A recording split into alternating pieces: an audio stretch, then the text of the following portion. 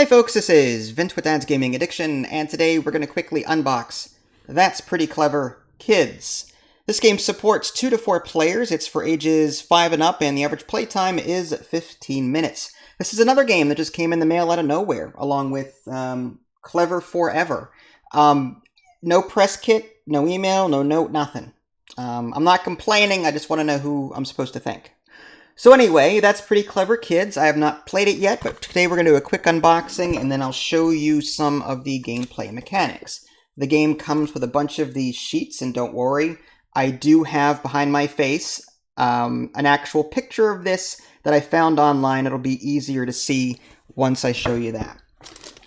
There are 5 dice in this game with candles and donuts. There's a wild symbol, various things that you'll be using to cross off things on that sheet. And unlike Clever Forever, there are 4 pencils in here. There's only 1 in Clever Forever. I don't know. I guess they had to make some cuts somewhere. But no, there's 4 pencils in this one, but only 1 in the other one. Anyway, I'm going to go and shrink my face. All right.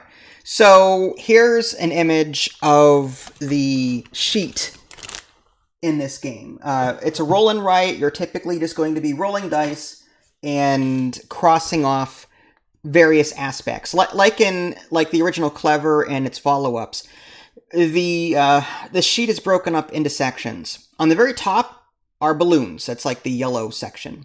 And then in red, you've got the candles.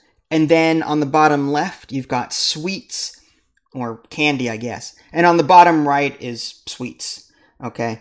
And you're going to go from left to right on most of these. The only one that you're not going to go left to right on is the bottom left. You can fill out the ones on the bottom left any which way you want to. So the active player, like in the original Clever game, will roll all of their dice. Now, unlike Clever, there's no pick and re-roll. They're just going to pick a background color. So if they pick yellow or red or blue, that is what they're going to be filling in for that turn. There's no like pick and re-roll, pick and re-roll, pick and You simply just roll dice, you pick a background color, and then you fill in as much as you can with those dice. So if I rolled let's say I rolled my 5 dice and I got 2 backgrounds with yellow on them. Those are the balloons. You'll know that anytime you get a yellow background on a die, it deals with balloons. Again, I don't know how well the camera's going to pick this up, but I'll blow myself up real quick and show you the dice. Okay, so there is a balloon. It's in yellow there. That is a present or whatever. That's in green. There's a candle which has the red background. So the dice backgrounds will correspond to the different backgrounds on this sheet. So the active player will pick a background color, and then they get to use all of those dice if they can. So if I rolled the dice and I got 2 yellow backgrounds and I picked the yellow background, I get to use those 2 dice, hopefully. I have to go from left to right and cross these off. So in order to use those 2 dice, one would have to be a red heart, and the other one would have to be like a purple, whatever that is. If I got a red heart and a green balloon, or a red heart and a red heart, I would only be able to cross off one of them, and then the other one I have to give to the passive players. So once the active player is done, the passive players will also choose a background color, or just pick a background color of the dice that are available for everyone to use. They cannot use the dice that the active player has used for that turn. So they will also get a chance to fill in stuff as well.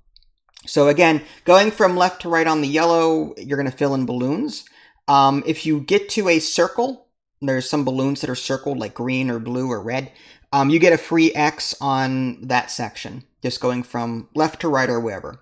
Again, if it's a green circle, that means you can cross something off in the green section wherever you want. The red candles, you're going from left to right, and the very first box is there 1 candle on the red dice showing? Yes? Okay, I can cross that off. When you get to the 2 candles, you have to have two dice showing with candles on them, unless there's a double candle somewhere. I don't think there is. But you would need to pick the red background, and there would need to be 2 candle dice. And then that way you could cross off the 2s there. And the last one even has 3 on it, which is a lot. So you would need to pick the red background and hope that there's 3 dice in the pool. And then the bottom left is, again, you just mark off whatever you want there. You get bonuses for completing rows and columns. And lastly, on the bottom right, you go from left to right. You're simply, you need to have 2 donuts to fill in, or to cross off the first donut space. You would need 2 cakes or 2 cupcakes, I guess, in order to, so basically you need pairs of 2 in order to cross all of those off. Now, those multicolored stars that you're seeing, those are your victory points. Whoever has the most stars collected will win the game. And the game ends when someone has completed an entire section. Again, this is more for kids, and that was just a very brief and dirty overview. Hopefully this gives you some idea as to what you're getting in for should you decide to pick this up. If you guys haven't already, subscribe to me on Twitch and YouTube. That way you can stay up to date with any new content I'm going to publish. This is Vince. Thanks for watching, and I will catch you all next time. Take care.